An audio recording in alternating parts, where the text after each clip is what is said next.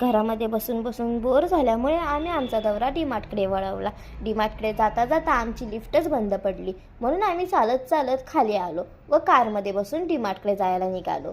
तर मध्ये बघतोय तर काय इतकं भयंकर ट्रॉफिक होतं ना, तर आम्ही 15 मिनटं त्या ट्रॉफिकमध्ये फसलो. शेवटी आम्ही डीमार्टमध्ये पोचलोच. डीमार्टमध्ये पोचल्या मी बॅक साईडने मामा व मामींचा व्हिडिओ घेतला. मामांनी मला सक्त ताकीदच दिली होती, त्यांचा जर फेस दिसला तर ते माझ्यावर सक्त कारवाई करते, म्हणून मी त्यांना खूप चुप्पने घाबरून बॅक साईडनेच व्हिडिओ केला व आम्ही डीमार्टमध्ये एंटर झालो. डीमार्टमध्ये गेले आम्ही खूप सारी शॉपिंग केली व शॉपिंग झाल्यावर आम्ही घरी जायला निघालो. घरी जाता जाता आम्हाला इतकी भूक लागली होती ना, मग मामींनी आणि मी एक बिस्किटचा पुडा फोडला व तो खाल्ला.